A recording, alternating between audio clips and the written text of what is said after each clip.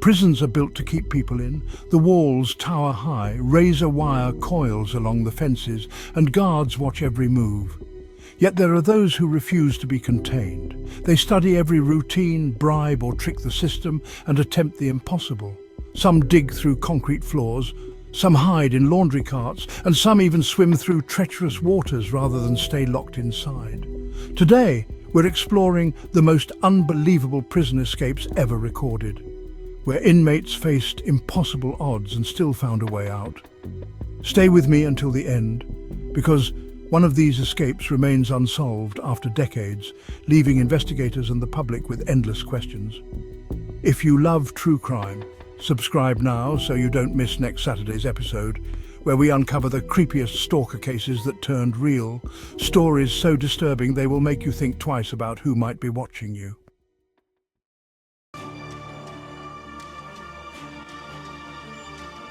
Alcatraz was meant to be escape-proof. It sits on a small island in San Francisco Bay, surrounded by cold, churning waters. Guards patrolled its cells day and night, and no one had ever broken free successfully. Then, on June 11th, 1962, three men, Frank Morris and brothers John and Clarence Anglin, defied the odds. They spent months digging through the cement walls of their cells using spoons sharpened into improvised tools. Every evening they covered the holes with painted cardboard. They also created dummy heads from plaster, soap and real hair collected from the prison barbershop. At night they placed these heads on their pillows, so the guards thought they were asleep. Then they climbed through the holes, made their way up utility corridors, reached the roof and slid down to the water's edge.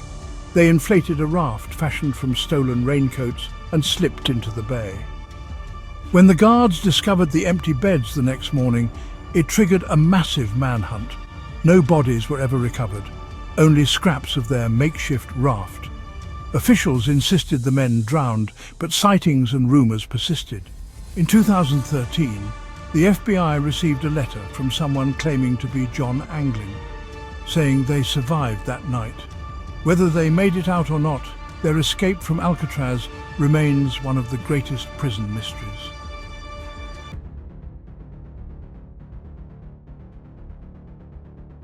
Most prison escapes are solo or involve a small group, but in December 2000, 7 inmates in the Connolly unit in Texas banded together.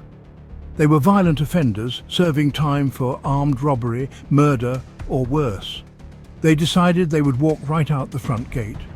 They waited for the perfect moment when some guards had gone to lunch and others were busy with maintenance tasks. They lured unsuspecting workers into a back room, tied them up, and took their uniforms and identification. Some of them impersonated officers over the prison phone system to confuse the staff.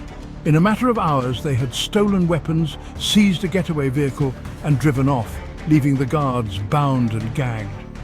Authorities launched a massive manhunt. For 43 days, the fugitives evaded capture, committing robberies to fund their run. One of those robberies led to the death of a police officer, turning the case into a national spectacle. The group was eventually tracked down in Colorado after appearing on America's Most Wanted. Some surrendered, one took his own life. It was a stark reminder of how quickly a coordinated plan can dismantle even the strictest security.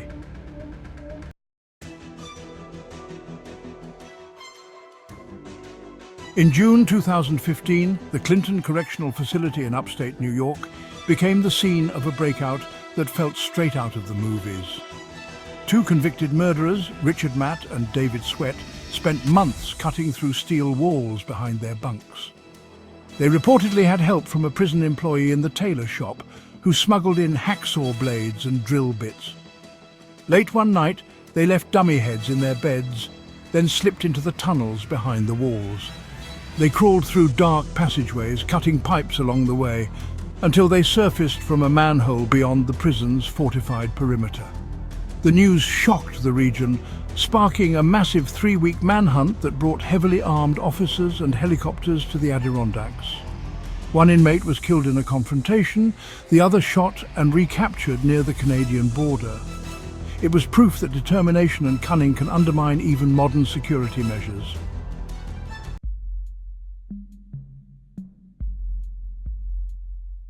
These stories go beyond walls and barbed wire.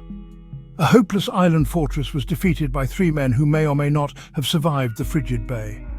7 determined inmates strolled out of a Texas unit wearing stolen uniforms. 2 killers crawled through pipes and steel in a real-life echo of the Shawshank redemption. In each case, the odds were impossible, but each group believed they could succeed. What drives them to take such extraordinary risks? Perhaps it's the fear of dying behind bars, or the unyielding human desire for freedom. Some vanish without a trace, leaving law enforcement and the public to wonder if they lived in secret, built new identities, or perished soon after escaping. Which of these escapes do you find the most astounding? Do you think Frank Morris and the Anglin brothers made it to shore and started new lives? Let us know your theories in the comments below. If you enjoyed these stories, subscribe now so you don't miss next Saturday's episode, where we examine the creepiest stalker cases that turned real, stories so disturbing you'll question who might be watching you. And always remember, every wall can be breached, and every lock can be picked if someone is determined enough to try. Thank you for watching. See you in the next investigation.